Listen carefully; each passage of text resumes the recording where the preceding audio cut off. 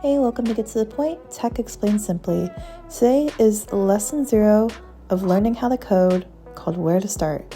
In lesson 0, we'll cover what technology do I need, can I learn for free, using an IDE and what it is, the Feynman technique, and tracking your progress. Let's get started. The first thing I want to go over is choosing a computer for programming. This is a great article by Free Code Camp on how to choose a laptop. Personally, I believe when you're first starting, all you need is to be able to connect to the internet. So if you can get a Google Chrome browser or Safari browser, whatever you feel comfortable with, that is just fine, and you can do that on any computer. You can also do that on a tablet or on a phone, but of course your computer is going to be the easiest. The next question I get asked a lot as a software engineer is, where can I learn to code for free?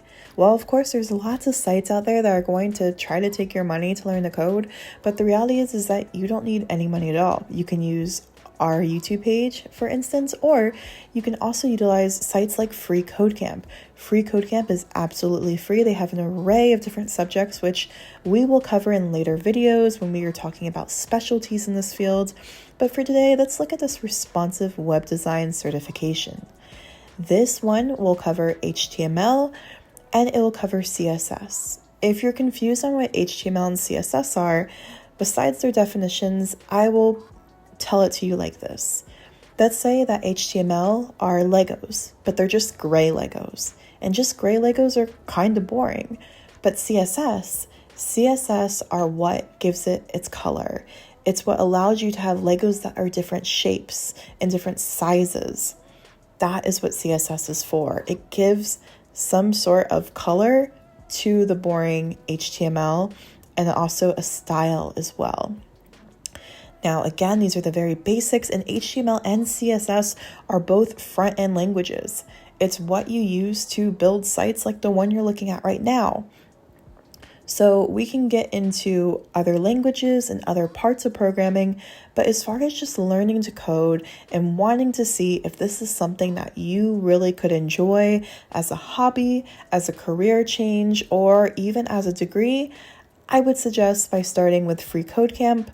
It's a great tutorial, and we will actually go through this tutorial together in later videos. Now, let's say you've gone through those tutorials and now you're ready to actually write some code on your own, but you're not quite ready to open up that terminal and deal with the kind of intimidating thing that it is on your local device. Your local device in this case is your computer, and your terminal is that black box you see everyone using on YouTube. For now, let's go ahead and use replit.com. It's an absolutely free resource, and you can use any language on here. For today's purposes, I will go ahead and use Python as an example. So if we go and click Python right here in this create section, I can now create a REPL that I want. And REPL stands for read, evaluate, print, loop. It gives it a random name. It doesn't matter. Just let it name it something random. And now let's take a look at what we're actually looking at here. So what the left is representing is the actual user input. And what's going to happen is we are going to input something on the user side, which is our side, and this REPL is going to evaluate it. That's the read and evaluate part of a REPL. And then it's going to print that code onto the console. So let's go ahead and let's try something here in this main.py document. So in Python, if we want to print something to a page, we actually just use the word print, which is simple enough. And then from there, we want to use parentheses to hold the statement we want to print. The great thing I love about replit.com is it gives you hints on what your statement should look like, which is great if you're starting out and don't know the language by heart yet. Now, inside of these parentheses, we're going to put 2 quotes. In Python, and in any language, when you are writing a string, you always want to surround that by 2 quotes. Now, I will get in the next video to the very, very basics of languages and go over what those quotes mean and what a string means. So make sure to hit the like and watch that next video if you're interested in what this means at a very basic level. Now, one of the first things programmers learn to write is hello world. I went ahead and typed that statement in, and we're going to hit run. Now, as you can see, it went and it printed that hello world onto the console. So if you are following along and you did this in replit.com, congratulations, you just wrote your first line of code. Next, let's talk about how do you even know if you're learning? The one thing that I, if nothing else, want you to get out of this video is the Feynman technique. The Feynman technique is an amazing technique for learning that I wish I knew about sooner. What you're going to do is you're going to first study. You're going to use these two resources that we just talked about, and you're going to practice. Next, you're going to teach that to someone. It can be a friend, it can be a mentor, it can be a sibling. Teach something you learned to someone and see if they can understand it and replicate it. If they can at least understand it at a very basic level, congratulations, you can move on to the next step in your learning. But if there's questions they ask that you just don't know the answers to, fill in those gaps. That is step 3. You're going to go back, you're going to review what you learned, and then you are going to go and you're going to repeat steps 1, 2, and 3 until you feel like you can move on to the next level. A good example of this is continue to repeat those 3 steps for HTML.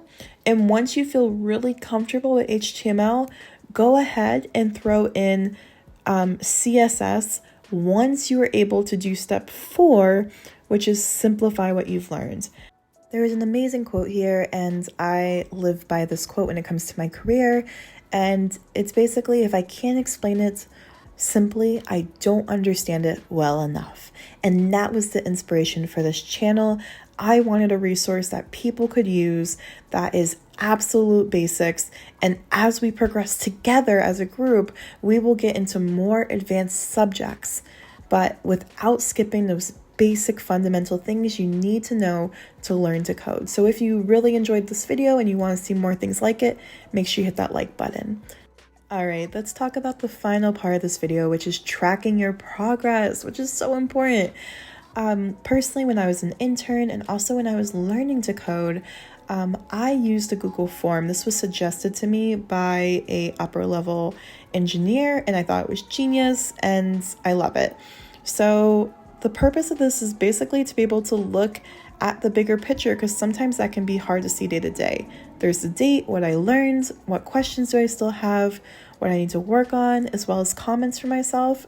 And this is a great way to be able to look at this information, because it all goes into a Google Sheet, and be able to see like, whoa, in the last 30 days, it feels like I haven't made much progress. But on day 1, I didn't even know what a REPL was. And now I just used a REPL to make this simple program. So use this as a way to track your progress, and let me know in the comments how this turned out for you and what you've learned. Thanks so much for watching, friends. Don't forget to hit like and subscribe. And if you want us to cover a topic, don't forget to tell us in the comments. Bye. See you next time.